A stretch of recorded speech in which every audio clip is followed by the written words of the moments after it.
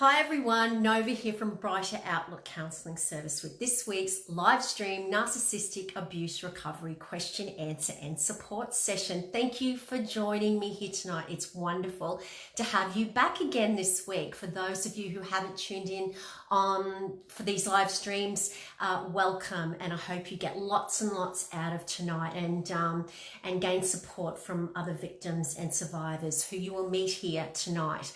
Tonight we've got David Demars joining us live from Las Vegas, where he, I think it's about 2 o'clock in the morning, and David will be co-hosting the show with me. We tried to get David on last week, but we had lots and lots of trouble with the live stream for unknown reasons. So hopefully everything will go as planned tonight. So just waiting for David to come on and I will add him in.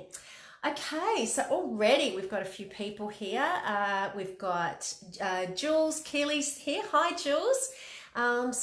Jules hasn't had a good day. Oh my goodness, Jules. Well, I hope you get a little bit of support and a little bit of cheering up tonight. But yeah, I'm really sorry that that things haven't been going well for you today. And we've got David Demars here, so I'm going to let David in right now.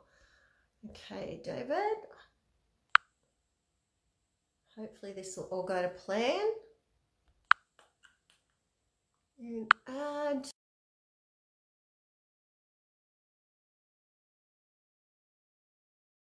Fingers crossed, we've got Donna Dux Butler there. Hi, Donna. And there you are. Hey, David. Hello. How are you?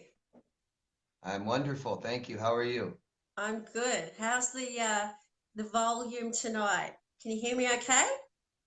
Yeah, everything's much better. Works great. Sounds good. Yeah, no lag. It's good. Oh, thank goodness. Yeah, I was just reminding everyone about the chaos we had last week. So I'm so glad it's working okay and that there's no lag or anything. Yeah, Awesome. Me too. Yeah. Okay, we got a few people here, David. I'll just see who else has joined since you came on. We've got Celine Guy there, says hello everyone. Hi Celine. Jules Keeley's there, Donna Dux Butler, Jessica Godelman's here. Hi Jessica. Who else have we got? Anyway, I think that's all I can see for the moment. So David, we were going to do together when we were going to co-host a show last week. We were going to talk about cognitive dissonance. So I kind of went into a little bit, which was very sad without you being there, because I know you've got lots and lots of information and done, a few videos on this very subject. So yeah, we thought we'd talk a bit about that tonight again. So did you want to, I guess, kind of explain to people, why it's such I guess, a factor in narcissistic abuse, and what is it, and why do people experience it when they're going through this type of abuse? Yeah, you really see it after it's over, the recovery, trying to heal from these abusive relationships. You really see where cognitive dissonance comes into play. And it makes it much more difficult to recover from these things, because recovery or healing from emotional pain is really understanding what happened. And cognitive dissonance, it's not reality. It's not what happened. So what I kind of wrote down some, just kind of to help people understand how this plays in relationships and what happens afterwards. So first of all, in relationships, and I'm talking about intimate relationships, we all have an idealized mate. That's a normal human thing that we tend to do. And just like when we meet somebody and we're really excited about this new person we met that's in our lives, and maybe we've only known them for a week or two, and we're telling everybody how great they are, they're like this, they do this, it's amazing. And what we're doing is we're telling people what our idealized mate is. So it's a normal thing that we do. And I think that's kind of where it starts with a lot of victims. After a relationship is evolving, abuse will leak in, and it's small amounts at first, right? It's not just, they don't go from great to horrible overnight. It's little bits at a time, and we accept it. If we choose to live in an environment that is dangerous or bad or sad, hurtful, things like this, if we're going to stay in it, we have to lie to ourselves. And anybody that stayed in a relationship with abuse most likely had to lie to live in it. We build our nests and we try to make ourselves comfortable wherever we are at. You can see prisoners in prison, you know, they'll have cognitive dissonance. You know, they may have a 10-year sentence and they have no contact with the outside world, and they will put up their photos and make their bed and their walls and their homes as nice as they can. They'll tell you, oh, it's not that bad in here. You know, it's a normal human thing that we have to do. We have to adjust to live. So we do that in relationships, and we have to lie to ourselves to stay in something that is dangerous or bad. Emotional experiences, or I should say memories in our lives are prominent in our memory because it's emotion attached to it. Things like abuse, right? Whether it's verbal abuse or cheating and things like this, these are emotional memories with lots of emotion attached to them. And like I said, we have to lie to ourselves with these experiences to accept it. So we have these emotional experiences and we labeled them. We said, this is why. And it's not true. It's a lie. It's not true. It's something we excuse, and it's something they back. Think of all the times they told you it's your fault. Think of all the times they told you either you're crazy or you're too sensitive or you're paranoid or all these things. That just confirms anything that we tell ourselves to accept this abuse. So when it's over, when the relationship is over, and I have clients come to me and they're telling me about their relationship and how bad it is, I have to sit and unravel the lies that they've been told and the lies they've told themselves, because that's what logic is, right? That's what they did to their relationship. I have clients tell me, logically, I don't want to be with this person, but I can't stop thinking about them. And yes, there's an addiction element to this, but also logically, I have to explain to a lot of clients that you've been abused. This is abuse. And they'll say, really? Really? That was wrong? That's not okay to do to me? That's abuse? Yeah. And it's like, yeah, 5 years of abuse, 5 years. And they'll tell you how great they were. They're more willing to talk about the good times, and it becomes very difficult. They want to know if their ex is a narcissist, you know, and it's very difficult because you've got bad behaviors that are labeled narcissistic, but then what about the good times? What about the good things? And that's what we have to tell ourselves. Logically, we focus on the good things. Logically, we say, this was wrong, but they won't do it again because of this. This won't happen again. You know, whatever we have to tell ourselves. So at the end of a 5, 10, whatever your relationship, when we go over these emotional memories, they'll tell me all kinds of reasons why it was their fault, why it was okay, it wasn't that bad, stuff like this. So Yeah. it's really hard to heal from things that you don't understand. Very difficult. Absolutely. And I guess that's what so well explained, David. That's what, I went on to kind of explain a little bit, not in so much detail last week, but it's a coping mechanism, isn't it? And you gave the example, of prisoners, trapped in a jail cell. Well, they have to survive. Pretty traumatic for most circumstances. So they have to make up, I guess, all these excuses why it's not so bad. And that's, I guess, what cognitive dissonance is. It's a coping mechanism, and it allows the victims to be able to survive. Because if they didn't have some kind of coping strategy, they would literally go crazy. Because the circumstances are so horrendous. And you mentioned victims only kind of clinging, remembering the good times. And, you and I speak to victims all the time, and that's what they do, isn't it? It's like, yeah, but they did this, and, maybe they're not as bad as I think. Maybe they're not a narcissist, and they're trying to rationalize and justify because they don't realize they're addicted, and they're trying to make up excuses to stay in the abusive relationship. But yeah, just getting back to the thinking about only the good times, I guess what I try and explain to victims with that is when you really, really look at those good times, what you're doing is you're comparing them to the really, really bad times, and the rock bottom bad times when you are being abused. They're cheating, or they're calling you disgusting names, or they're taking off and giving you the silent treatment. So when they really explain, when I say to them, well, tell me, what's a good time that you really, really miss and you cherished?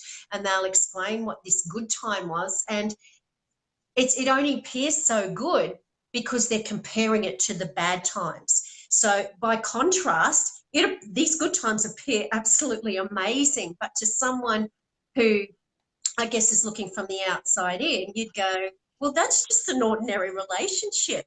You're supposed to respect each other and, trust each other and be loyal to each other. That's just normal relationships. But to someone who's been abused, they, cling on to those times when they're not being abused and make out that there's wonderful times, and they're really not. And it's really, when they have that explained to them, they kind of like have that light bulb moment. But yeah, I guess it's a coping mechanism, and it allows us to survive in the trauma, which is exactly what. Absolutely it is. Yeah, absolutely it is. And if I believe that most victims of this stuff have been emotionally neglected in their childhood. I say this all the time, and it shows.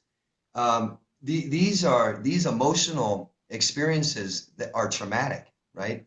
The cheating, the lying, I'm going to leave you, all this stuff is trauma. It's danger. And if we don't remove ourselves from it, then we weren't taught to do that.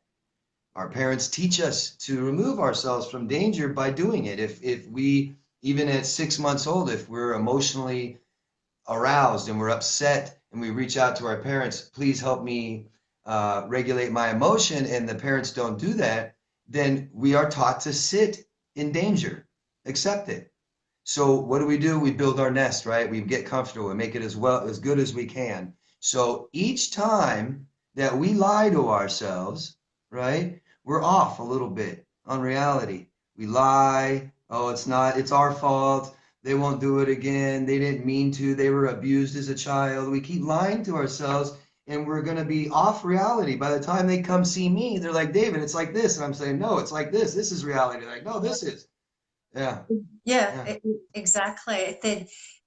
Their reality is just so incredibly distorted, and combine that with the trauma bonding, which is the addiction. um, this is why they keep going back, and they just don't understand, because they just don't understand the nature of what they've been through. And I've said this before, like, you don't know that you're being brainwashed and lied to, because you've been brainwashed and lied to. This is the thing. You can't know that all this is happening because of the brainwashing. So it's really hard to remove yourself and look from the outside in when you're in that fog. That's right. I mean, addiction clouds awareness, doesn't it? Completely. Yeah. Addiction is number one. Don't tell me about my bad girlfriend and threaten my addiction. I'll tell you it's no big deal. I'll minimize it. It's okay. I got this. She's all right. She's great. She loves me. Yeah. Yeah. Yeah.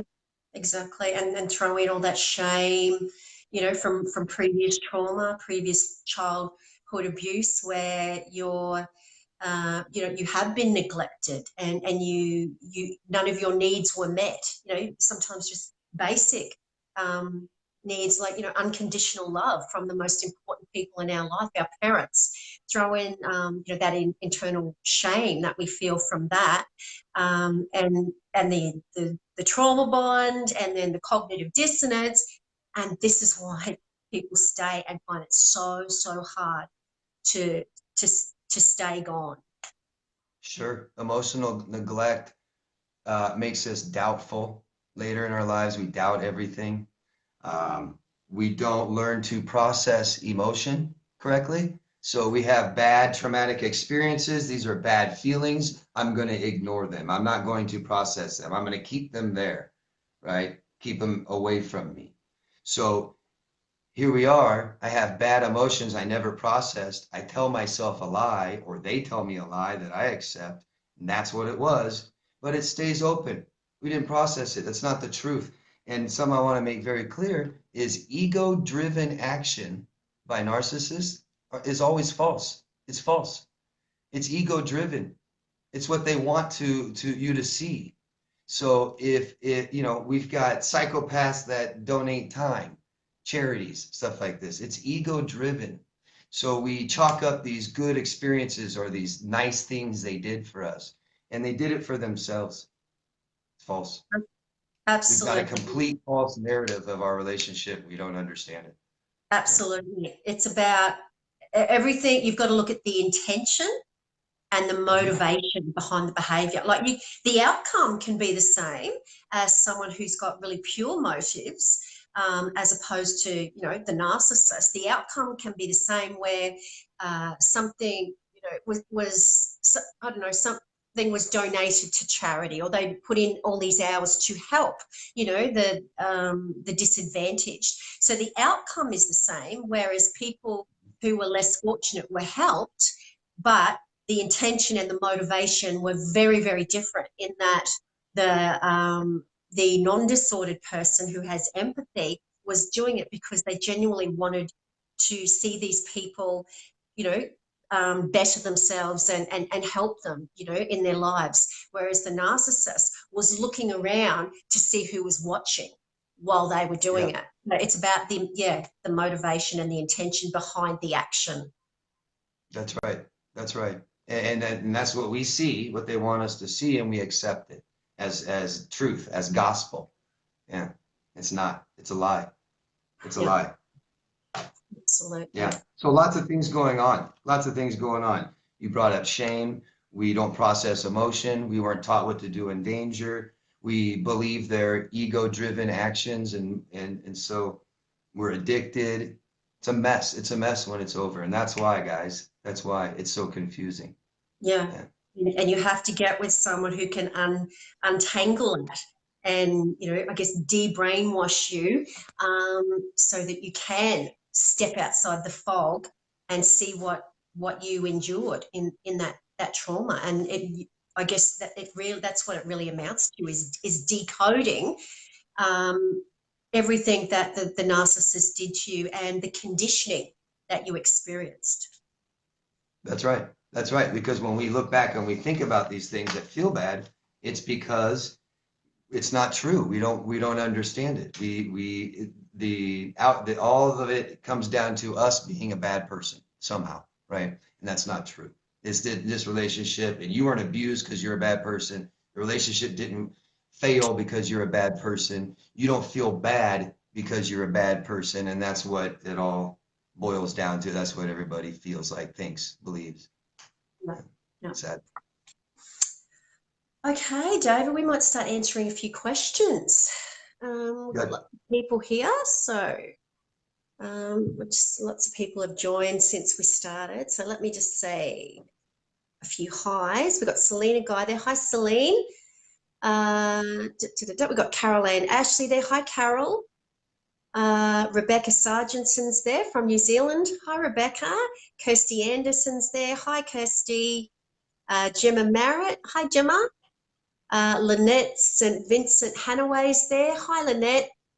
Lynette says, my new rule is the first lie is the last lie, then I'm out of there. Yeah, good for you. You've obviously had some experiences, Lynette, learnt your lesson, and as soon as you see a red flag, you're gone. And that's a great way to be. Okay. Rebecca Cops there from Sydney. Hi, Rebecca.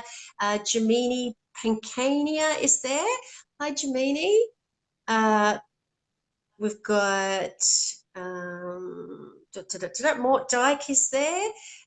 Mort says, I enjoy your videos. Thanks, guys. Our absolute pleasure, Mort.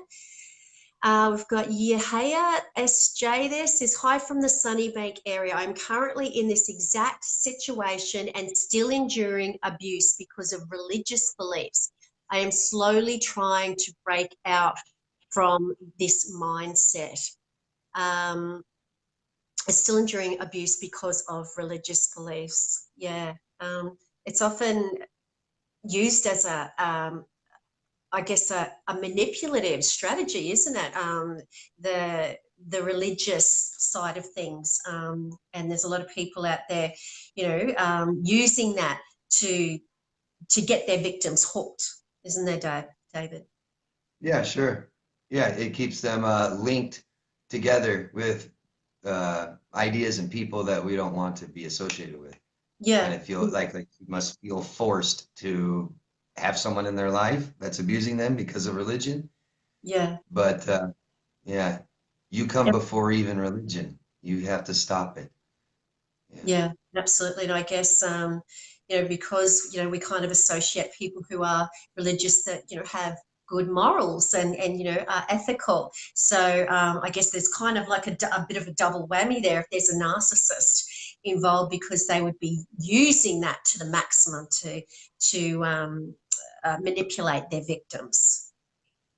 Many, many, many psychopaths that rape children and murder people, they will tell you, many, I've just heard so many say that they love religion. They can Yeah, hide behind it and they're the perfect victims. They accept who they are and they're believable and yeah, impressionable. So yeah, very, very common, yeah. absolutely. Uh, okay. Celine says, seeing them so happy with their new partner contributes to cognitive dissonance. Um, yeah, it's horrendous. It's absolutely just cruel having to watch them, parade their new partner, Celine, and I guess if you're experiencing cognitive dissonance uh, with watching the new partner, then you would perhaps be, I guess, trying to protect yourself from, what they're trying to do to you. They're trying to punish you. They're trying to dig the boot in. They want you to feel bad. That's why they're parading the new partner. That's why you're seeing the new partner. But yeah, certainly, I don't know how much cognitive dissonance would factor in there. David, what do you think? Well, I think at some point you start lying to yourself, right? Because Yeah, it feels so bad and you feel like you can't escape. You feel hopeless, you feel helpless. What do you have to do? You have to do something. You can't accept the things for the way they are, the way they look. We have to change them. If we aren't going to remove ourselves, like I said, we build that nest. This is the most common reason we find people find themselves pitted amongst two different people. So you'll have a narcissist that won't leave the relationship they're in. They want to start new ones, or they're in a relationship with you and they begin new ones. And very often, I'm sure a lot of women and men out there have found themselves with their partner and being triangulated by another person. And here they are. I mean, I've had that very situation. I've seen it many, many times where they're trying to tell me why they're involved in this relationship with another person in it. And it's like obviously they felt like they couldn't leave. They couldn't escape. They couldn't escape that danger somehow. And so they lied. You have to lie. you have to You have lie to to lie. yourself. Yeah, to be Yeah, able it's to it's not going to be survive. like this forever. He really loves me. He doesn't know what he's doing. He or she was drunk. I mean, just countless excuses we can come up with. And it's Yeah, always backed by them. Right? We come up with an excuse and they say, yeah, that one. That's it. Your fault, not mine.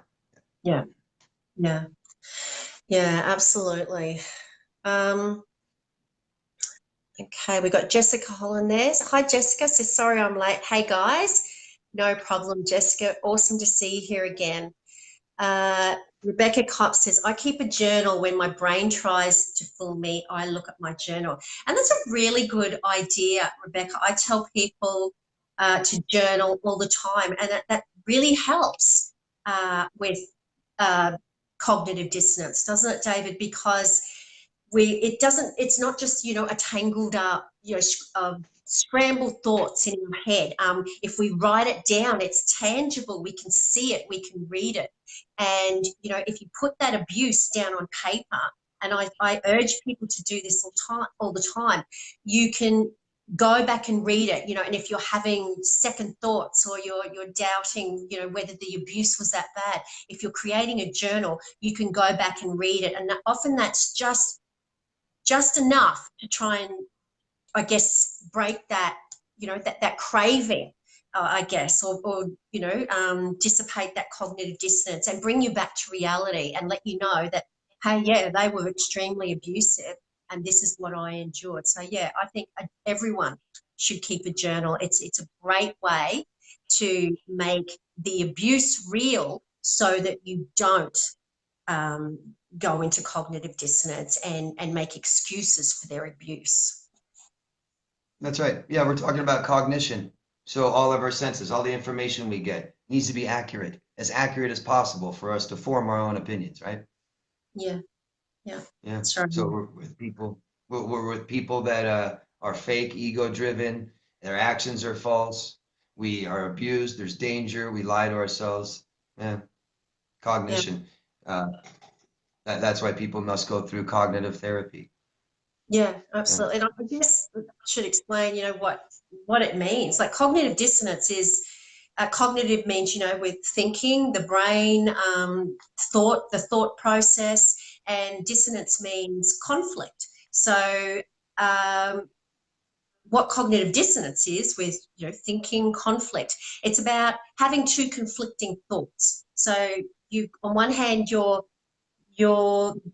believing you're being abused, and on the other hand, that's too traumatic to believe that, because then you won't be able to survive in that you know situation.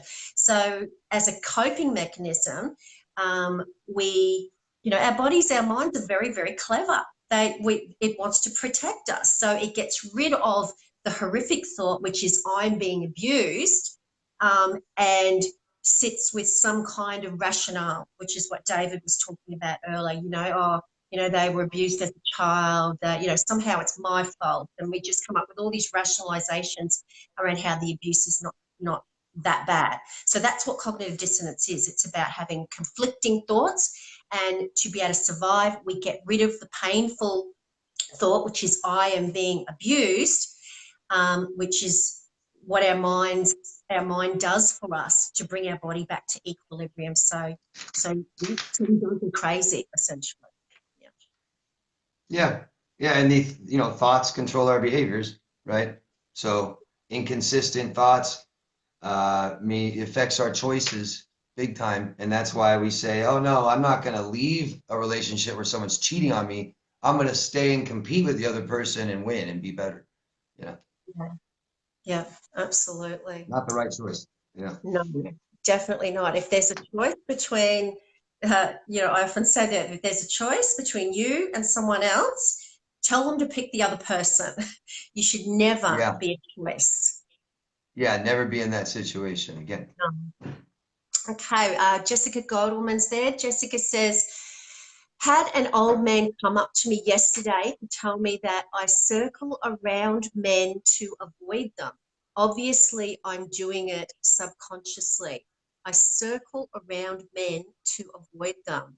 What do you take from that, David? I don't know. I probably would have said, no, just you. Not all men. I just went around you. Because that's what he's saying, right? He doesn't Yeah, watch you all day and watch you go around men. He's saying, why did you go around me? yeah, possibly. But yeah, not quite sure what you mean there, Jessica. But yeah, if perhaps he was yeah, just saying, you know, why were you avoiding me? And providing you with an Sounds like excuse how it was your fault. Yeah, sounds like just the way he is to approach her. yeah. We got Michelle Palmer there, says hi from New Zealand. Hi, Michelle. Okay, Jessica Holland's there. Lynette St. Vincent says, yes, they can find out insecurities and then they use them against us, don't they? What, David? They just like to find those chinks in your armor, all that stuff that you told them in the beginning when you thought you had your soulmate and you trusted them and you opened up and poured your heart out, and they're just listening to all that stuff so that they can use it against you later on. It's a classic textbook technique, isn't it, by a narcissist? Sure. Yeah, I mean, I've talked about this before. They find your core vulnerability and they find it fast. We tend to, our core vulnerabilities tend to be deprivation, loss of things that we have in our life, or shame, so they'll know right away. What are you more afraid of, right? Are you more afraid of what people think and how you look, or are you more afraid of losing things in your life like me? Right. So, and I'll know this right away. I'll see this in relationships. I'll see they'll tell me what their abuser's doing, and their abuser's either running out the door and leaving them all the time, or they're talking about them real bad and embarrassing them all the time, and verbally abuse and stuff like this. Yeah.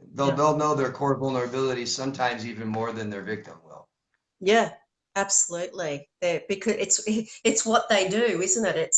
you know that's their job. That's who they are. They are manipulators, and they need to fish out that information in order to seduce you, in order to manipulate you. So it's very important that they know how to seek out your core vulnerabilities. Yeah, and they won't be vulnerable. So they need to get what they need. They have needs like everybody else. And maybe people like us will give, and give to try and get what we need. But they won't do that. Giving is vulnerability. Giving to somebody is making yourself vulnerable. I will not give you. I will not be vulnerable, but I will manipulate you to get what I want. Yeah. Yeah, Yeah. absolutely. And just talking about vulnerabilities, having empathy, which is, one of the core traits of a narcissist is a complete lack of empathy and remorse. Empathy, to have empathy for someone and to put yourself in their shoes is to be vulnerable. It's a weakness. And so that's why they're completely incapable of feeling any empathy for anyone, because that makes you weak, that makes you susceptible to having feelings for them and not being, that grandiose, invincible person that they portray to everyone. They won't even ask for what they want. That makes you vulnerable. They'll Yeah, tell you, they'll shame you, they'll threaten you, they'll lie to you. Just give me what I want. You should have known. You should yeah, have known what I needed, what I wanted, what mood I was in. I love that one, right? They say that a lot. You should have known. yeah, yeah, absolutely. I don't need to tell you. Christine. I don't need to ask you. Rebecca Kathleen's there. Hi, Rebecca. Rebecca says we have to heal our inner being to stop these people getting in. Yeah, absolutely, Rebecca. Couldn't have said it better myself. We have to heal those wounds, because I guess that's what David's talking about with your core vulnerabilities. We're talking about those wounds that haven't been healed from past trauma, and the narcissist senses that, and they, instead of healing those wounds for you, they'll rip them open. And this is why it's very important to heal before you go on to another relationship, because if you haven't, another narcissist is going to sense that you've got unhealed wounds, and they're going to tear them open even further. Yeah, right. We're all allowing ourselves to be vulnerable to people that will never be vulnerable. That's the Yeah, problem. Yeah. exactly. Uh, Donna Dux Butler. Hi, Donna. Donna says the trauma bonding article you recently posted was awesome educational reading. Oh, my pleasure, Donna. I just put an article up today, David, on Brighter Outlook. So obviously some people found that educational, which is awesome. Good. Okay. Jessica Holland says, doesn't it make you sick to the bottom of your stomach hearing this? It really hits you, the truth. Yeah, it's a real eye opener, Jessica, when you hear someone else say it, and it has more power when someone says to you what you already know. And yeah, it does make you sick to the bottom of your stomach that you endured this from someone who you trusted. Yeah. Insidious psychological abuse. Yeah. Pretty Yeah. bad. Really bad.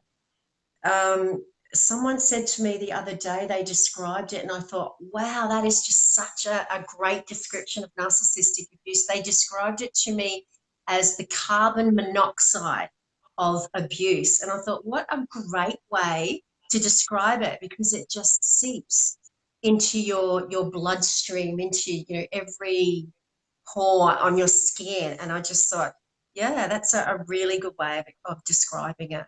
I'm going to use that one. Well, also, on the extreme side, if you look at pedophiles and the way that they rape children, they it's so much cognitive dissonance that very often children won't even know what they've been experiencing was even bad or abuse until later when someone tells them Yeah. this was wrong. You were sexually abused and molested, and then it's absolute shock from that moment on. They had no idea that it was even wrong or bad because the person abusing them was telling him, "This is so good. I love you. This is us. This is we're together, and I love you. I'll take care of you." And so it could be 10, 20 years later before they even realize what they went through was even bad, Yeah. wrong. Yeah. Yeah. Absolutely. And there's so many factors involved there, David, because you've also got the fact that uh, that the child is having um, abuse. It is together with love. So abuse and love go hand in hand together. They've told me they love me, and this is, because they love me, and I'm being abused. So, what happens when these victims get older and go into relationships on, I guess, a really subconscious level, they take that into the relationship. Abuse, so what? Doesn't everyone have a bit of abuse in their relationship? Abuse, love, they go together, and they really Yeah. have to go through, some therapy, I guess, to uncondition them and change those cognitive distortions so that they realize that no, abuse, you can be loved and not be abused, and they do not go hand in hand. But this is what happens. Yeah, absolutely. The same with the girl in a relationship that believes that when her boyfriend hits her that he loves her. It means he loves her because she was taught younger that my dad hitting my mom, at least I know that they loved each other. They stayed together forever. They were married forever. And so even though I know hitting is wrong, but at least I know that he loves me when he does it. It's the only reason he does it. I mean, it's Yeah, real, like you said, real distortion of yeah, reality. absolutely. Gosh. Lynette says, I love you. The most dangerous words ever uttered if they are spoken with the wrong intent. Oh, goodness. Yes, absolutely. So manipulative, aren't they? Those three words, David, I love you, because we want to, I guess it's kind of like a natural yearning that people have in life. We want to be loved by someone. We want to be with someone who loves us, and that we love in return. So when we hear those words, we want to believe that the person means it. But of course, a narcissist knows how much these three words means to their victim and uses them accordingly. Yeah, and a lot. And a lot. Anytime. It's easy. Yeah. I love you. Yeah. Yeah, I just beat you up, or I just cheated on you, or I just smashed everything that you own. But I love you. How can you leave me? I love you. It's the cognitive distortions that produces. Abuse, but they love me. Abuse, but they love me. So we want to believe. So we minimize and rationalize the abuse. That's right. And abuse and neglect teaches you that you're not lovable. A very common after emotion of this. And if you're neglected as a child or abused before this, you might feel unlovable, and here's somebody that loves you. Maybe Exactly. you don't even love yourself. Maybe you don't love yourself, and here's somebody else that can love you even if you don't love yourself. Absolutely. For children that have grown up without that, I guess, that unconditional love that we all should, take for granted. And, as you said, they go into relationships later on yearning for that. So obviously a prime target for a narcissist. A narcissist senses those open wounds and, as we were talking about earlier, tears at them, says those three words and has them hooked in no time and trauma bonded. Yeah, yeah. Okay, we got Catherine Jane Walker's there, says hello. Hi, Catherine. Celine says, aren't the good times also so wonderful because they are great at love bombing? Yeah, although I know it was never real, my emotions and experiences were, and I'm scared that I will never experience something like this again. Yeah, did you want to talk to that, David? Yeah, I mean, boundaries, right? We talk about boundaries. Boundaries is communicating where I'm comfortable. If I wasn't loved, then I allow relationships to go too fast for me. If I ignore how I feel, if I ignore my emotion, and I say this is going too fast, or I feel this is going too fast, I might be able to counter that. We do this all the time. We have been programmed for cognitive dissonance. We've been programmed to explain things that aren't right, that don't feel good, explain them away. It starts in childhood. I'm telling you, this childhood neglect, we tell ourselves what will make us feel better, what's okay, and we keep doing it in life. Yeah. Yeah, Until we but can face things correctly and process emotions and things that are bad and feel bad. We need to do this so that things don't feel so bad anymore in life. yeah, yeah. Celine says she's scared she will never experience something like that again.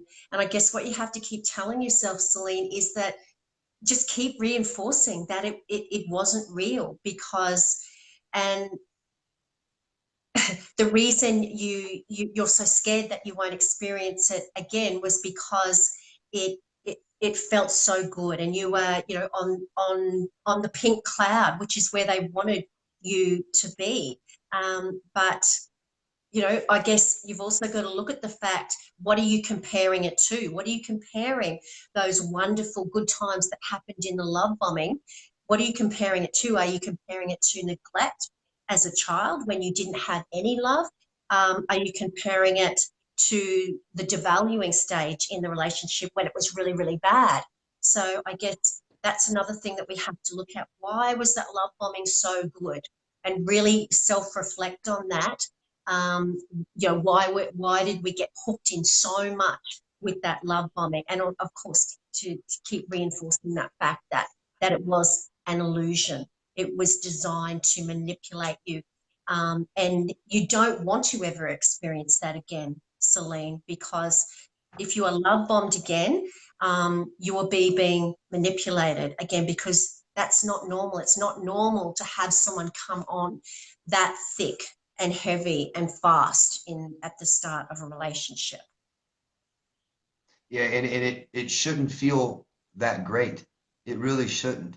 So Yeah, it should feel unstable. It should feel a little scary. It should feel too fast, uncomfortable. yeah, Uh, it shouldn't feel overwhelming. as good as it did. Yeah, That's that, overwhelming. Thank you. Yeah. that's exactly right. That's why I say, yeah, look at what you're comparing it to. Why was it so amazing? Because, like David said, that kind of intensity is not normal, and it should, if you for someone who hasn't, experienced past trauma, that, like David said, should kind of put you, on the back foot a little bit and go, hey, what's going on here? You know? Yeah. Yeah. Yeah. It's a red flag. It should make you feel uncomfortable. Yeah, Yeah. exactly. It should say this ride is too fast, too dangerous. I'm getting off. I'm slowing down.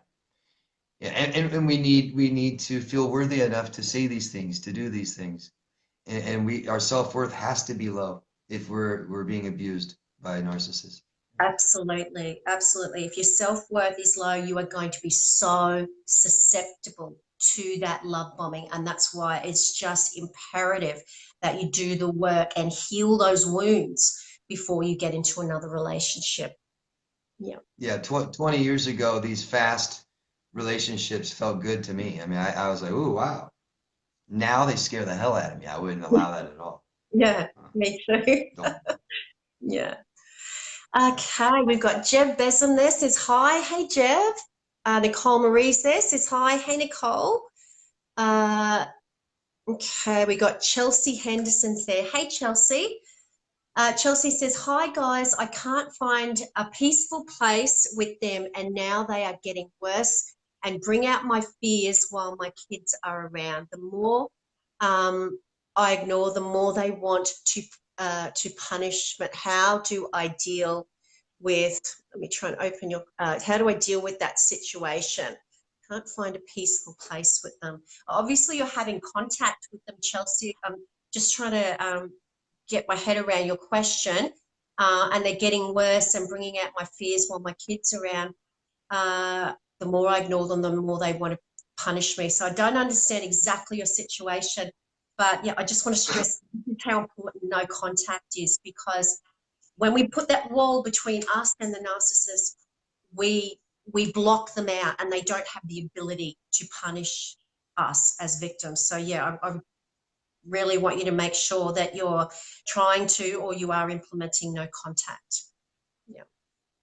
Yeah, and I mean, here's cognitive dissonance. We've heard two people tonight say, right, that it's like they feel that they have to take the abuse from these people in their life. What one was religion, one was, no, you don't. No, you do not. Who's telling you you have to? Who? Because all that matters is you. You don't want it, stop it. You got to stop it. People soon, I'm telling you, when you're in abusive relationships, people eventually will stop caring. They won't care. Yeah. If you're going to stay in a relationship for years, people will stop caring. Trust me. That's true. And it's only you. People, you know, even the people that love us will throw their hands up because there's just nothing they can do. So it really. No, there isn't. Pardon? All they can do is protect themselves. All they can do is protect themselves. I don't want to watch people I love hurt themselves or be hurt every day. Years of that stuff, I don't want to see it anymore. So if you're going to stay in these relationships long enough, you're going to be totally alone. Totally alone. It's going to be totally only up to you to stop it. Absolutely. Okay, we've got, Amanda Russell's there. Hi, Amanda. Amanda says, I agree 100%, no contact for over a month now. Wonderful news, Amanda. Keep it going. Best thing I've ever done, and the fog is clearing. Yeah, and that's what happens, you know, when it can only happen from no contact. We have to have that break. If you're, you know, I say this all the time, if victims, David, if the narcissist has access to you, then it doesn't matter whether you're going to counselling every single day.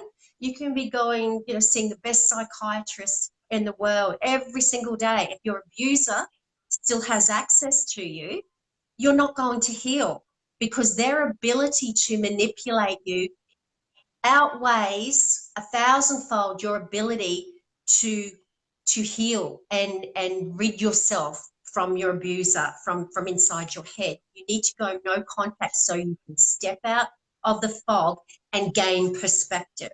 And that can't be done if your abuser has access to you. So yeah, congratulations, Amanda. Yeah, that's wonderful. And you can't yeah, no, you said it perfectly. We have to get away from the source, right? If person is the source of your stress, you can't be around it. You can't stand in a fire and heal burns. You have to get out of the fire first. Yeah, what a great analogy. Yeah, that's perfect. Yeah, well said. Rebecca Sargentson there. Hi, Rebecca. Oh, what happened to your question? Oh, you just disappeared and they're not coming back for some reason. I don't know why. I'll try and find it again, Rebecca. Colleen Beatty is there. Colleen says, hi, Colleen. Colleen says, my ex-partner made contact after 5 months, saying he was sorry and knows what he did was wrong, still loves me. I'm trying to tell myself it's only lies, but I keep thinking, what if I am wrong? And what if he has changed and realized what he had? How can I tell myself and convince myself he hasn't changed? David, this is just classic Well, I mean, cognitive. change or not, is what he did forgivable? Is it okay? Write it down. We all make mistakes. Yeah, we all make mistakes. I get that, but this is somebody who abused you, hurt you. Is it forgivable? Do you forgive them? Is that okay? Doesn't because anything they do after doesn't matter. They said they changed. I'd like to know how. Why? Why did they change? I see this all the time from narcissists. All the time I get this. Oh, the next day, oh, I changed. I worked on myself. I feel better. I went to church. I went to I saw a therapist one time. Yeah, you're talking personality disorders. You know what it takes to change, and I am a proponent of they can change. Sure, I think anybody can better themselves somehow. And you're saying change. You're not saying healthy. You're not saying, they're going to be great people and great to people around them. He changed. Maybe he just changed his clothes. Maybe he changed his hairstyle. What did he change and how did he do it? Why? Because you know what it takes to stop a personality disorder? A hell of a lot more than a choice or a decision. A hell of a lot. It takes a lot of work and a lot of time, doesn't it, Nova? A lot of therapy, a lot of therapists, a lot of different kinds of I mean, if they're gonna change, if they can, right? Yeah. If they're gonna heal and get better, it takes a lot. And it takes more than anything he can do in 5 months. I promise you that. Yeah. Personally, I think it takes more like a lobotomy to change a narcissist. Open their heads. Yeah, just my opinion. I don't, what narcissist is, years and years and years of therapy that's what research says. If they go to therapy for years and years and years, there might be slight changes and recognition of their behavior. Because let's face it, if you want to change, you've got to have an awareness that something is wrong. But what narcissist is going to go to counseling for their narcissism and sit there being told by someone that they have traits about them that are not good. I mean, that's the very essence of narcissism, is that there's nothing wrong with me. So they're going to, it's just not feasible. So yeah, a lobotomy perhaps, but yeah, I don't think it's on the cards. Well, yeah, I mean, either, it doesn't matter. It's just, Yeah. they're claiming they've changed. Well, changed what? And Yeah. how? How did you do it? Why? Yeah. Yeah. What do you know Change. now that you didn't know before? What did you learn? How are you different now? How do you operate and function differently? Yeah. Change is, I didn't hear an apology there, and sorry, as we all know, is just a word. Sorry has to be followed by changed behavior and an awareness of what they did wrong, and not just changed behavior, changed patterns of behavior. So, if just I'm sorry to a narcissist is simply, or I've changed, is simply manipulation to hoover you back in. So yeah, be very careful. Very. Yeah.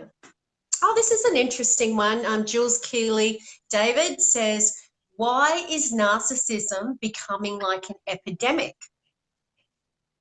Which it is, this massive sense of entitlement. Sure. Well, I mean, internet for one, anonymous abuse, no accountability. I'll abuse you and you don't even know who I am. Don't need to apologize, say I'm sorry. We're really into self-promotion, aren't we? Promote ourselves, our profiles and things like this. Yeah, no consequences, for actions. Absolutely. Well, we don't even see, we can hurt people on the other side of the world and not even see how it affects them, their affect, that it hurt.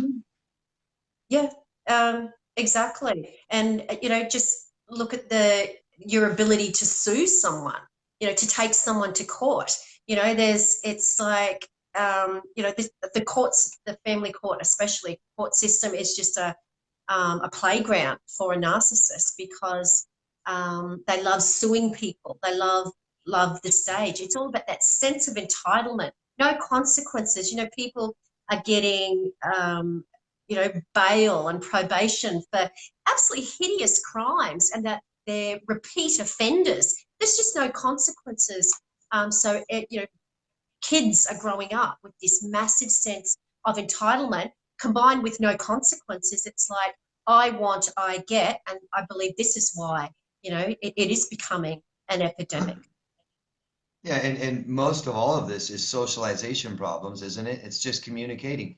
Narcissists and victims can't communicate.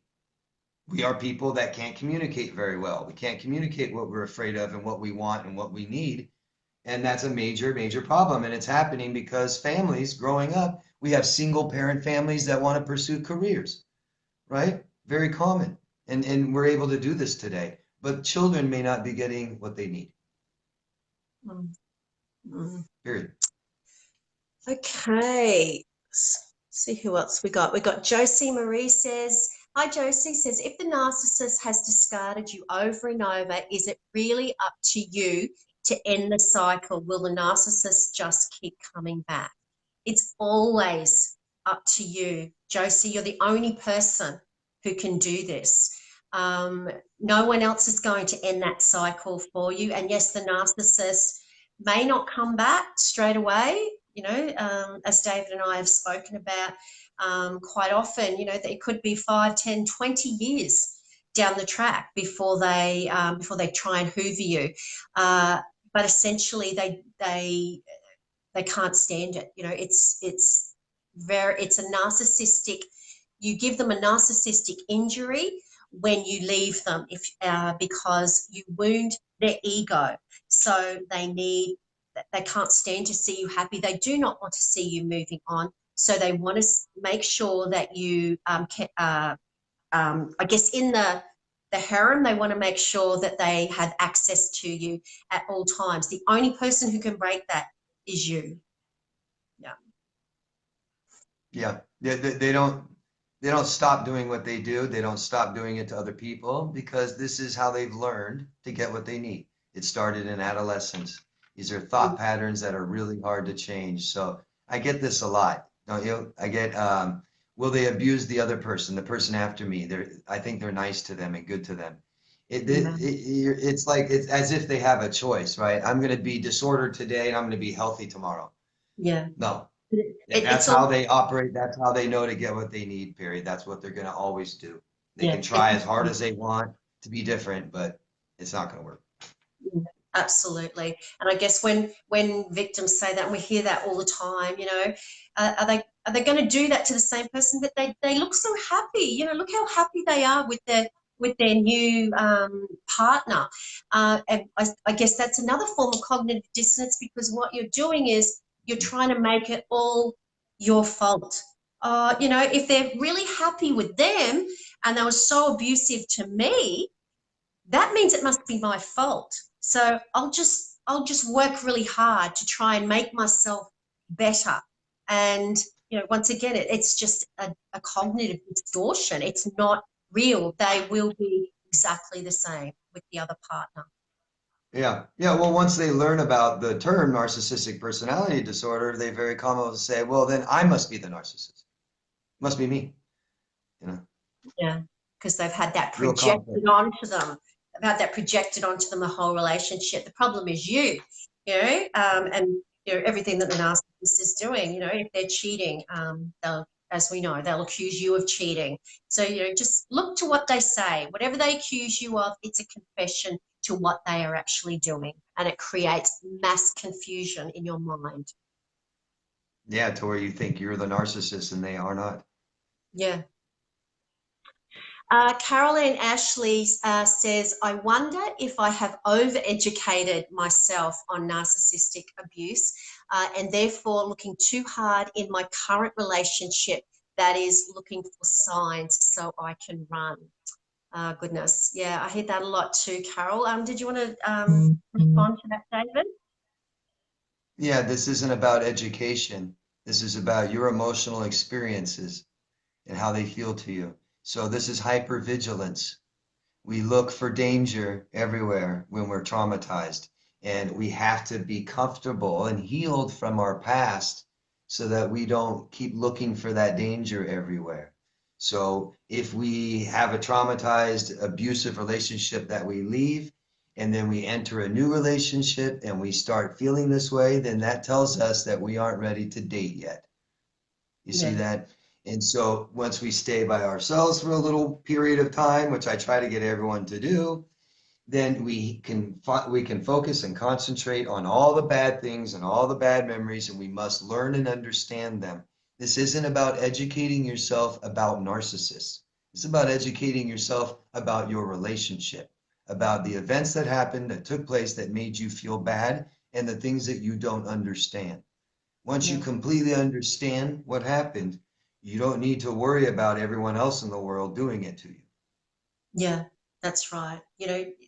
You know, well explained. We're in a constant state of hypervigilance. When you're in trauma, when you're in that relationship with your abuser, you're constantly on the lookout in that state of fight or flight because you have to be ready to protect yourself from danger at any given moment. So this doesn't stop when you go into another relationship. That was actually a coping mechanism there. That hypervigilance was your mind's way of protecting you, keeping you safe in that trauma. But when you take it out of that relationship, it then becomes a faulty coping mechanism because of the hypervigilance. I guess you project that onto potentially healthy relationships, and you're no longer in danger, but your mind and your body are using the same coping mechanisms as you would if you were in a danger zone. That's right. I mean, here we are, life or death situation out of trauma, right? And our brains only care about staying alive. That's it. So our brains aren't concerned about, I want to spend the next 20 years happy with somebody else and married. Our brains That's don't care about that. that's Stay survival. alive. Yeah, Yeah, stay alive. So that means everybody is like this. Everybody can hurt me. And if you're wondering if you're hyper vigilant, you're waking up in the middle of the night. You're waking up 2 hours, 4 hours, right? And you're waking up wide awake. You're hyper vigilant. You're looking yeah, for danger even while you're asleep. Yeah. yeah, absolutely. We've got Damon Mark there. Hi, Damon. Replying to Josie Marie. Damon says they will, if you feed their behaviour and show them a window of empathy or forgiveness, they will use it against you. Absolutely, you're handing them your yourself to them on a silver platter for narcissistic supply, because this is a weakness, and you show them a kindness and compassion. That's a weakness on your part, and they will use it to their advantage and obviously to your disadvantage. They will use you up and abuse you. Yeah. Yeah, they learned this from their parents. Their parents accepted this kind of behavior, didn't hold them accountable, no responsibility. Their parents did this. Yeah. Hmm. Okay, we've got David Ridden there. Good to see some more guys here tonight, which is wonderful. David says, I was married to a narcissist for almost 16 years and with her for about 20. And as we live our lives moving forward and process them, looking back, I have been processing 20 years of abuse. And I think, just opening up your question, and I think I'm almost back to myself, but it's taken about 6 years. Yeah, and it can take that long, David. It's a journey, and you have to work out what you've been through. You have to have all of that abuse, which you probably didn't know was abuse. You have to have that validated, and you have to give yourself permission to heal, and you have to give yourself closure, and you have to give yourself permission to be happy again, because you were conditioned by the narcissist for 20 years. It sounds like that you weren't worthy of love. You weren't lovable, and you didn't deserve to be happy. And yeah, it's obviously been a 6-year journey for you to come to a place where you know what happened to you, you accept it, and that you were abused, and be able to move on. Yeah. So Yeah, good for you. wonderful. Yeah. 6 years means that's 6 years of hard work that you did for yourself. You're raising your Mm. value. Keep going. Yeah. Get 6 more years. Yeah. Yeah. Yeah. Good for you, David. That's wonderful and very, very inspiring for everyone else. Yeah. We've got Rochelle's Spat or Zach. Sorry if I'm pronouncing that wrong, Rochelle. Rochelle says, hi, is it normal to feel relief when the toxic person passes away? Wow. That is a great, great question. I'm going to say, of course. You know, we have this ideal in society that, oh, you don't speak ill of the dead, and, you know, you should feel sad if, you know, if someone passes away, no matter who they are. If someone has tried to destroy your life, and has systematically set out to just rip you to shreds and stop you from ever being happy in your life, and that it, for whatever happens, whether they, you know, they pass, be it they pass away or, you know, they go to the other side of the earth, and they don't have access to you anymore to abuse you, of course. Of course, you're allowed. Give yourself permission to feel relief. Just because they're dead doesn't mean you have to forgive them for abusing you. And relief, I believe, is um, a normal, you know, thing to experience when your abuser can no longer abuse you. What do you think about that, David? I think however you feel, whatever your reaction, if you understand that abuse, mistreating people, there's nothing normal about that. Our reactions to it, normal. Whatever it is, I don't care. You Yeah, abuse them back, you run, you hide, you're suicidal, whatever it is, that's normal because this is the most abnormal situation you'll ever face in your life ever again. yeah, yeah, exactly. You've got to remember that what happened to you was not normal. So to have those feelings when you know that that's never going to be able to happen again, especially, you know, from that person, I think relief is a very, very normal and needed, you know, emotion. It would be awful if you were still, you know, fearful that, you know, somehow that this abuse could start all over again, even though, you know, they were completely gone. That would be worse if you were still in that kind of state. But relief, I think, is a really, really normal thing to experience when your abuser passes away. Yeah, I don't think emotions can be wrong that much. As long as we're aware of what that emotion is, which is our feelings, as long as we've diagnosed what our body's doing is correct, Mm. if that's how you feel, that's how you feel. Acting on it, actions, decisions, and stuff like this, you could feel wrong about those if that doesn't best say who you are, what you do about this stuff. But just an emotion, just your body reacting to something, you don't have to feel so guilty about that. Yeah. Yeah. Give yourself permission to feel relief, Rochelle. It's all normal, and it certainly is normal for you because that's what you're doing. Hmm. Man, that's like saying is a thought I have wrong. We aren't so in control of thoughts, you know. We all have crazy thoughts every once in a while, you Yeah. know. Yeah, It's exactly. it's it's it's do we act upon them? What are we doing? Yeah. Yeah. Okay, we've got Therese Park there. Hi, Therese. Therese says, yes, it is up to you to end the cycle. Obviously responding to that previous question.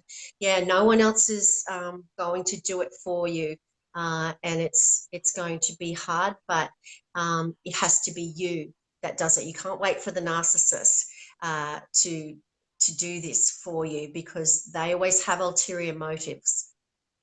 Well, on the other end, I'm asked frequently by family, what can I do? What can we do about our daughter? What can we do about our sister? What can I do about my brother who's in a massive abusive relationship and they stay in it? Nothing. There's nothing you Nothing. can do. Therefore, if you're in this abusive relationship, there's nothing anyone's going to do for you to get out of it. It's up to you. It's up to you. Mhm. And the longer you wait, the harder it is. I'm telling you. I'm telling you, you allow yourself to be abused after so many years, people are not going to stick around. Yeah. And they shouldn't. They shouldn't. Yeah. Yeah. Okay. We got Vicky Turner there. Hi, Vicky. Who else have we got here? We got Jev Besom. Jev says, how do I deal with being shunned by my narcissistic family, aunts and uncle? How do I deal with being shunned by them? I guess it depends on why they're shunning you, Jev. Are they giving you the silent treatment to perhaps punish you?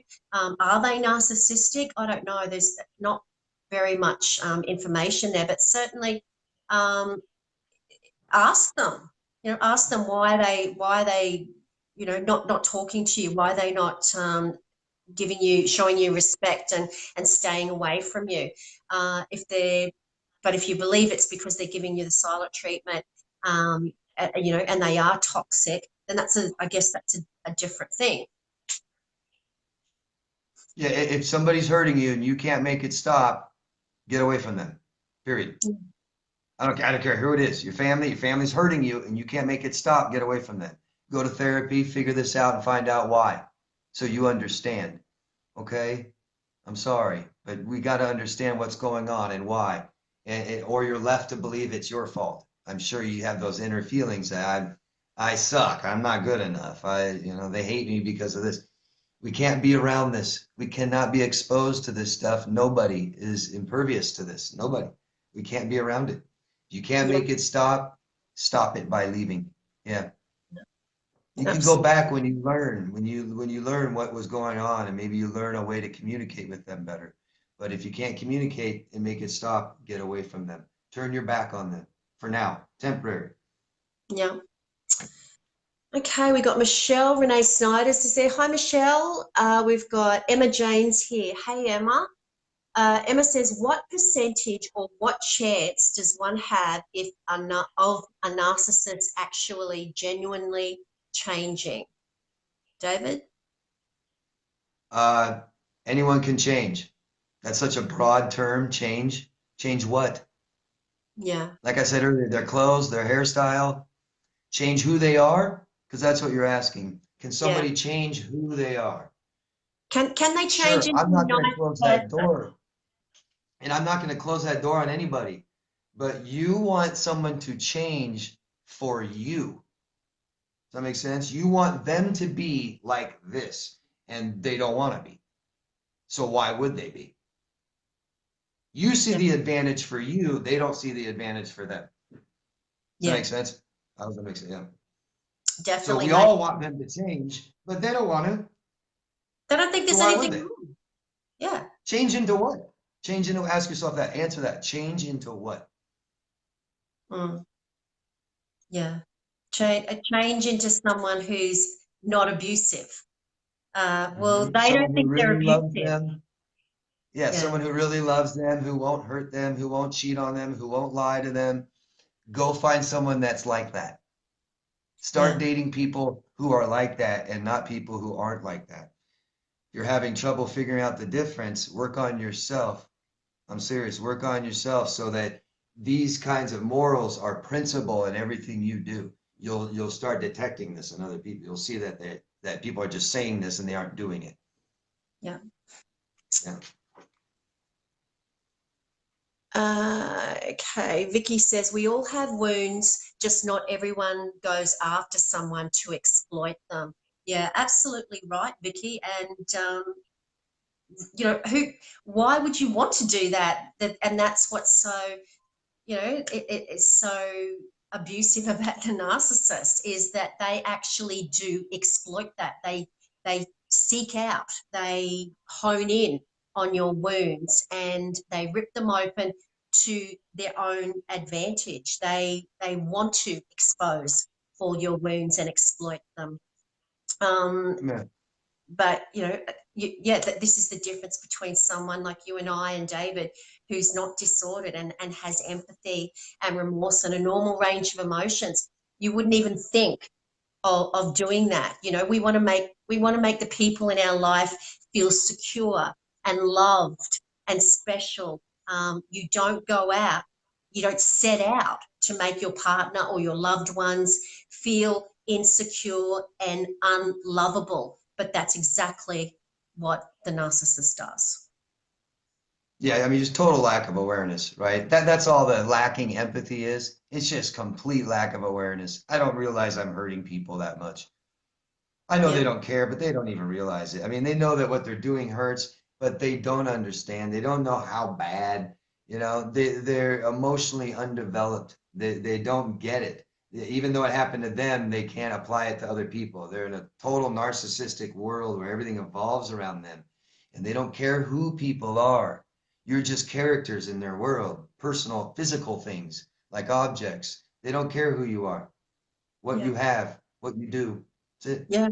That's exactly right. They don't, you know, when we're in an intimate relationship with someone that we actually love, you know, whether we're not with, you know, someone who's disordered, that person loves who we are. They love, you know, our laugh. They love all those little idiosyncrasies about us. They love the flaws in us. They love, you know, everything about us. There's things that they don't like as well.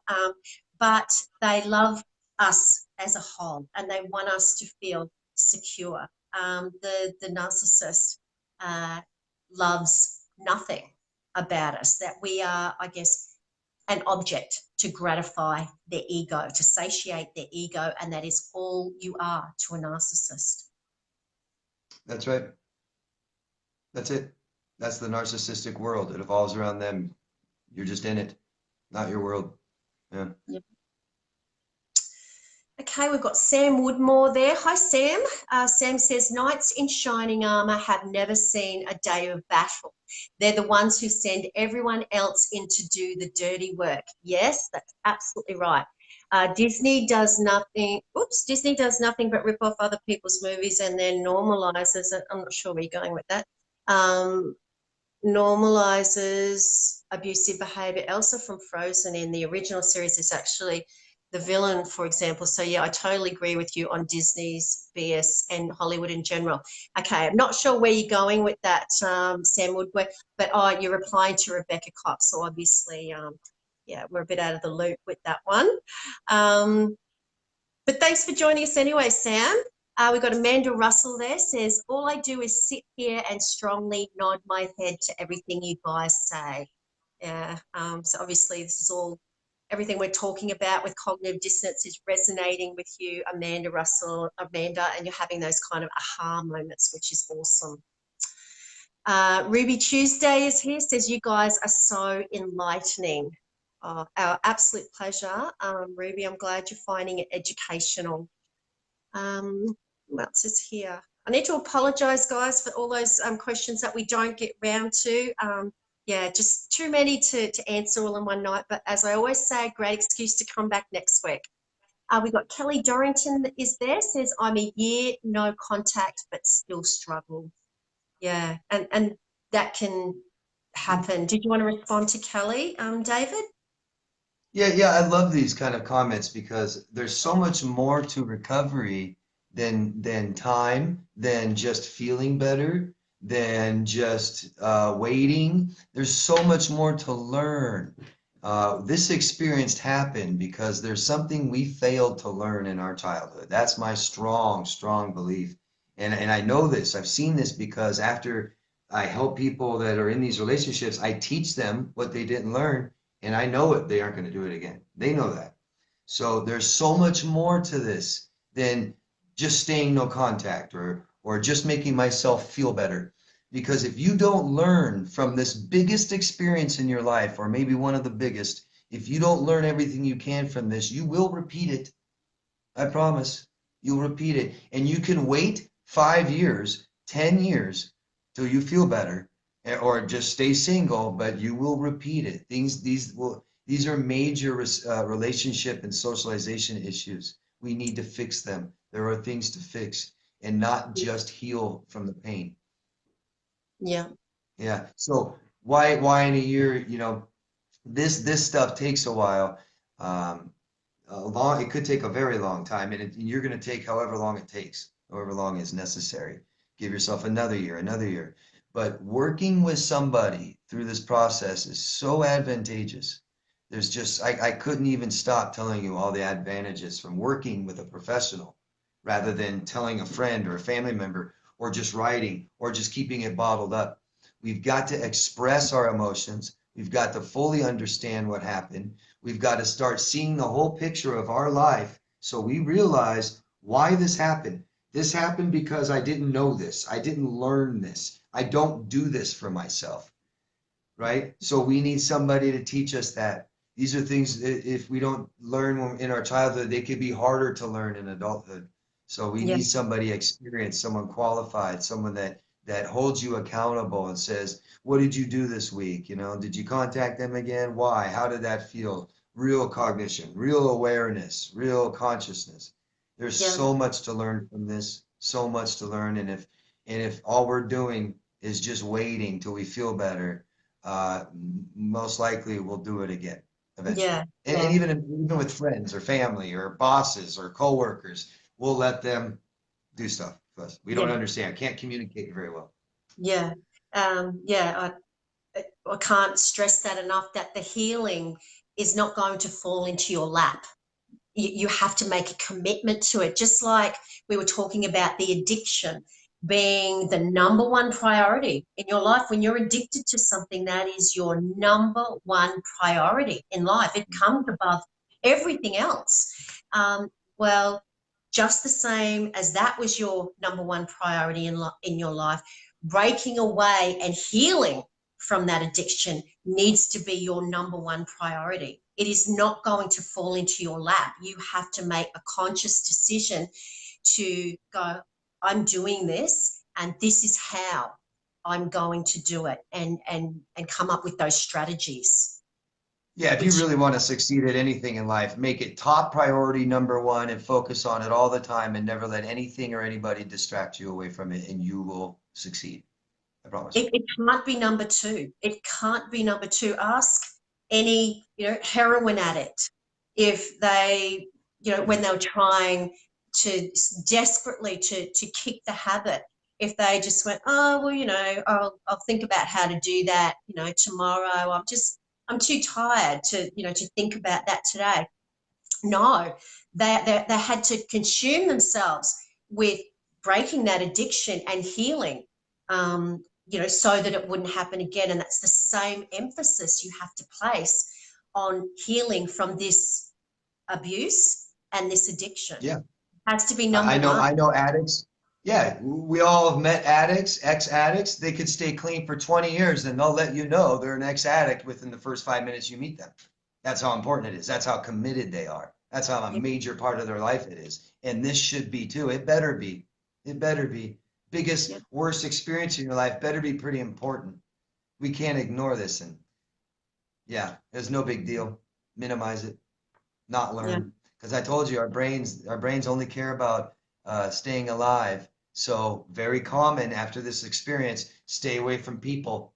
That's safer. Just stay at home. Worst thing you could do, isolate. Best thing you could do, start new relationships with more people, new people. And I don't mean dating. I mean having people, positive people in your life, friends, associates, contacts. It's the best way to heal from this stuff, but we want to isolate because our brains only care about staying alive. Our brains mm, cared more about being happy. It would tell us to go outside and try harder and do things like this, but it's not. It's not. That's up to us completely. mm, yeah.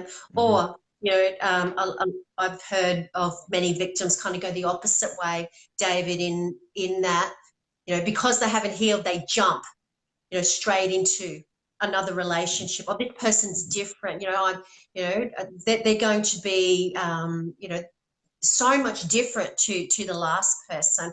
And also because they're so terrified of being alone. I don't want to be alone. I don't want to Yeah. be lonely in life. And being with someone is better than being with nobody. And they don't realize, because they haven't healed, they're still seeking for love and validation externally. rather than, That's right. you know, That's loving right. themselves. I feel better. I have nothing more to learn. It's a distraction. Every time I have a client starts dating someone right away, I'm like, oh no, oh no.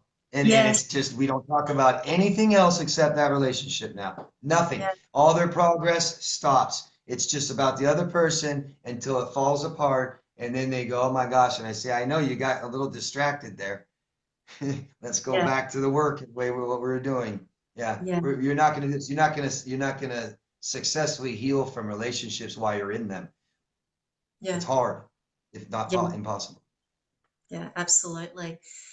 Okay, we've got Bron McPherson there. Hi, Bron.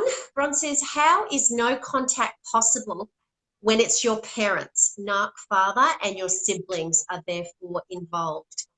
Um, okay, it's Become independent. Become completely independent. Financially, emotionally, physically, move out of their house, don't accept money, don't communicate with them, don't need them. That's yeah, the only way. Don't need yeah. them.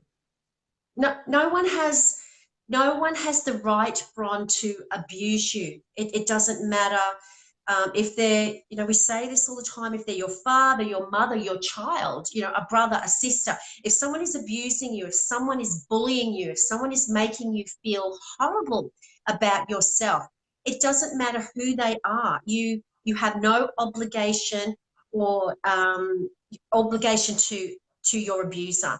Now, if if you want to perhaps go back on different terms, on a different level, which is on your terms at a different stage, because they are your father, and you'll have to be Christmas gatherings or birthdays or things like that.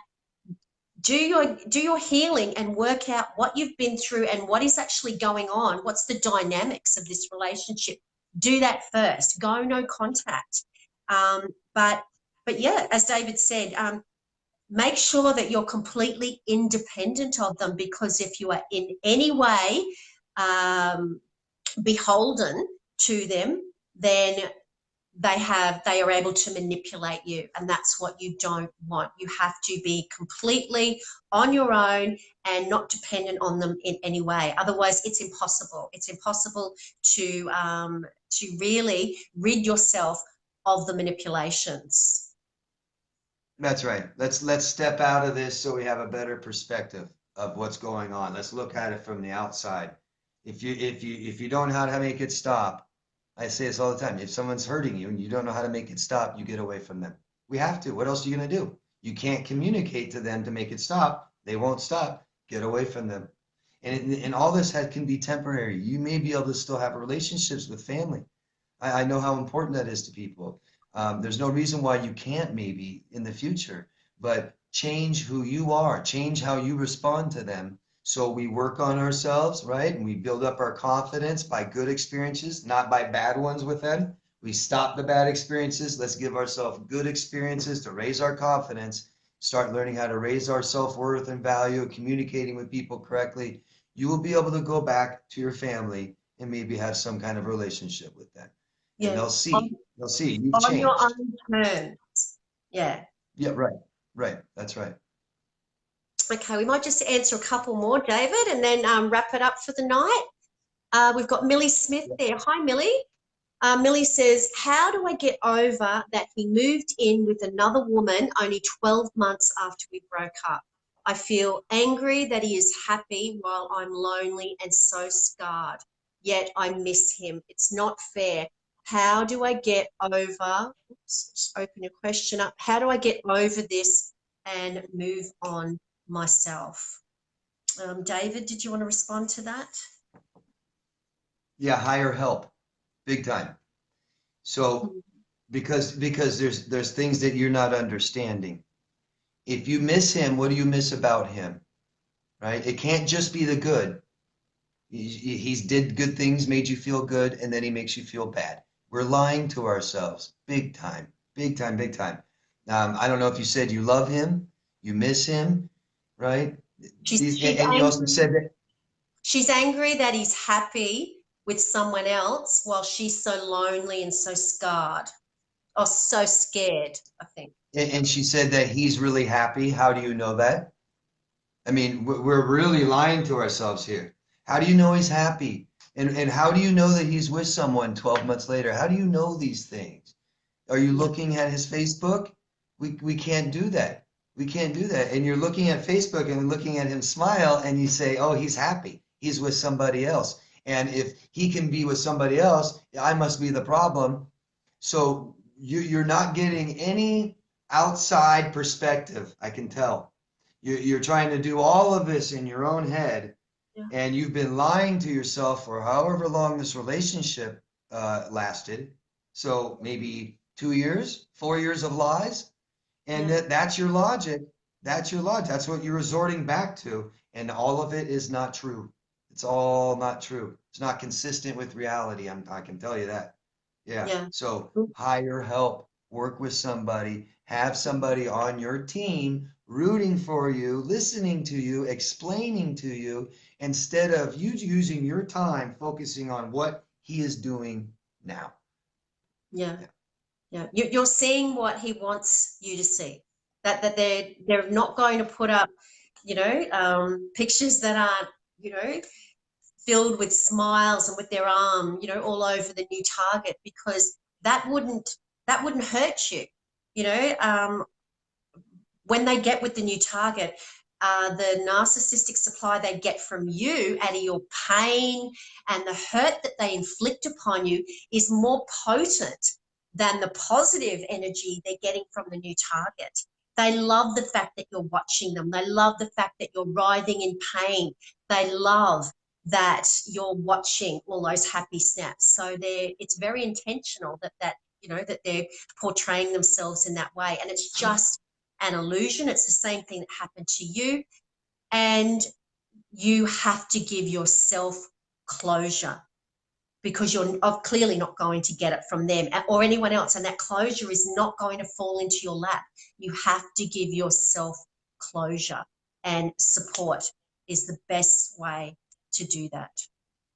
Yeah, I can tell that she's looking for answers, but you're looking in the wrong place.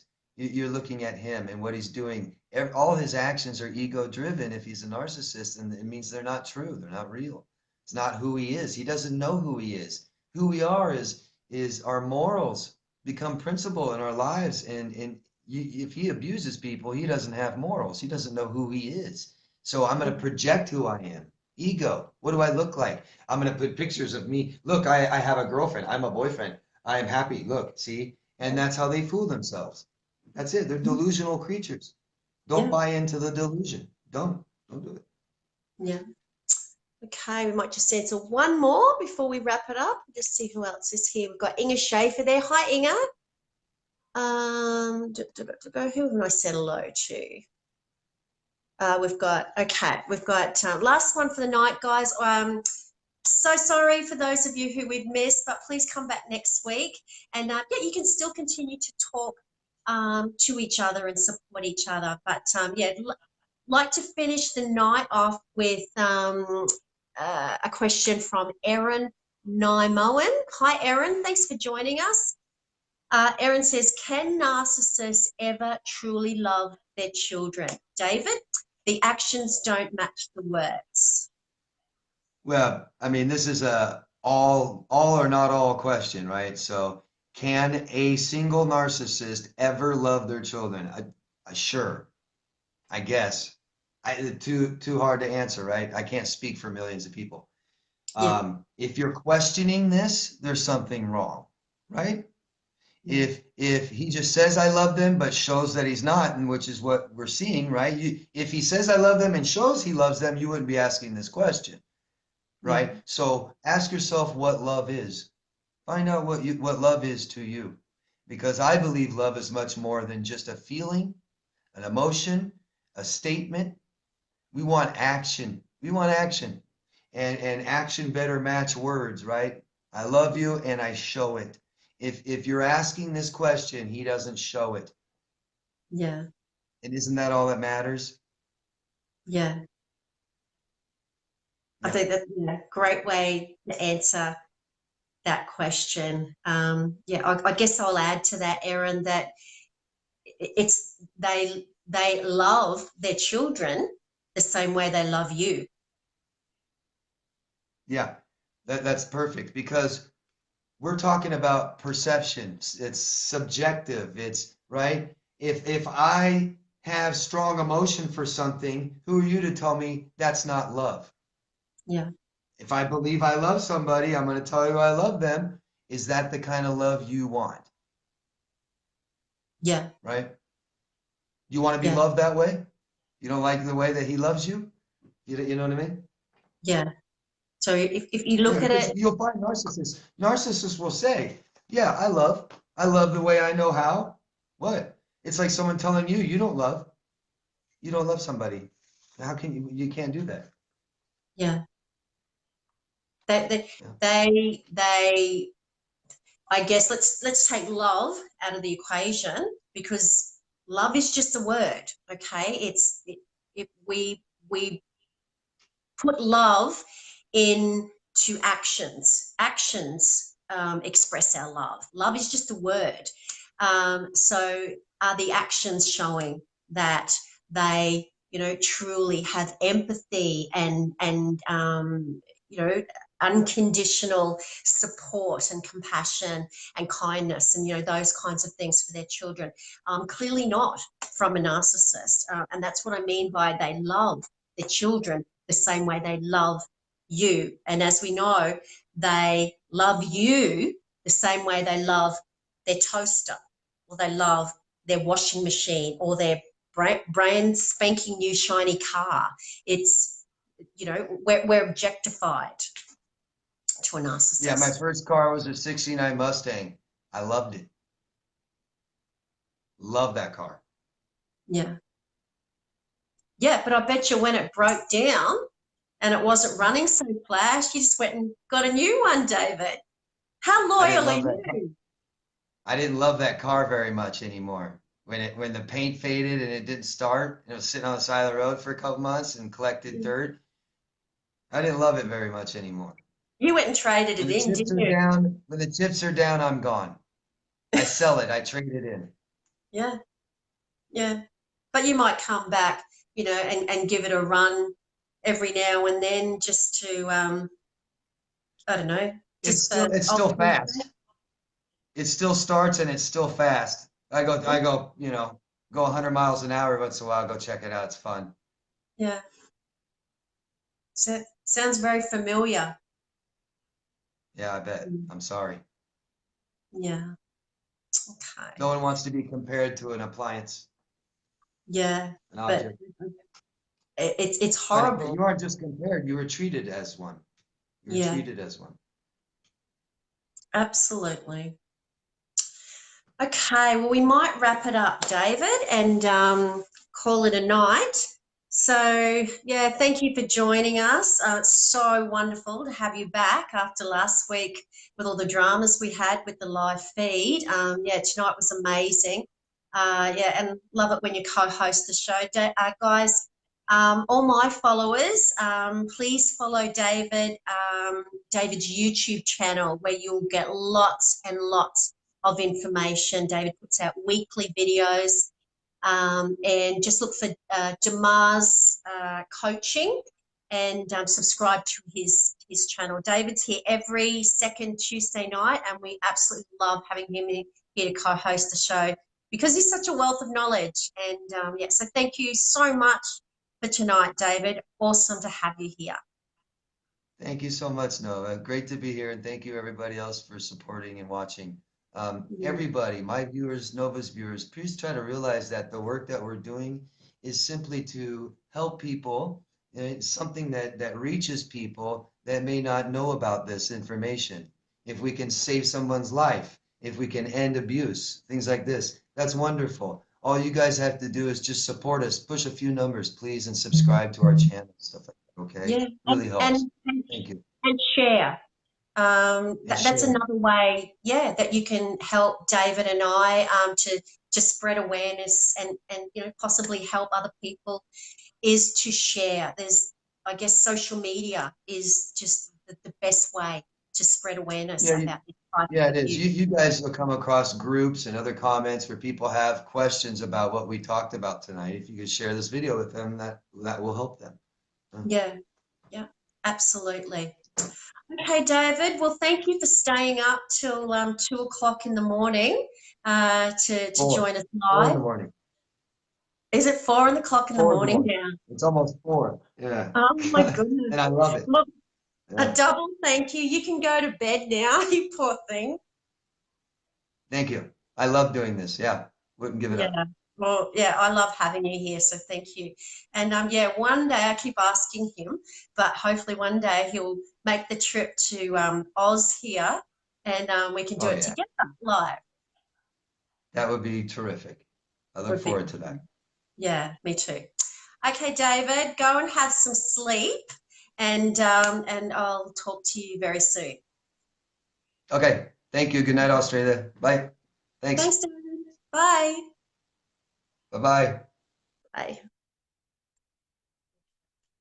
Thank you, David. Love having David here to co-host the show with me. It's fantastic. David joins us live at 4 o'clock in the morning over there, the poor thing. So yeah, we dearly love having him here, and are very, very grateful for him taking this time and staying up and being deprived of sleep to help co-host the show and help me spread awareness about narcissistic abuse. So yeah, guys, David will be here back in another fortnight, but the show is on every single Tuesday night. Next Tuesday, you've got me by myself, so please join me. Please tell your friends if there's someone you know who would benefit from these shows. We would love to see them, have them join the show. Now, just before I go, I'd like to let you know, for those of you who don't know, that if you're seeking support, if you're seeking counselling, I am a professional counsellor in Brisbane, Queensland, Australia. This is what I do. My area of expertise is in working with victims of narcissistic abuse, and I would love to be able to support you one-on-one if that's something that you're interested in. If you would like to have a counselling session with me, doesn't matter where you are in the world. I have Skype and I have telephone counselling available, and of course face-to-face if you're here in Brisbane. So please just inbox me here at Brighter Outlook Counselling Service if that's something that you would like to do, if you would like to have a one-on-one with me. On that note, thank you so much for your support with Brighter Outlook. It's absolutely amazing, and I look forward to seeing you all back here next Tuesday night, 7 p.m. Brisbane, Queensland, Australia time. In the meantime, have a wonderful week. Take care, remember your worth, and then add tax. Bye, everyone.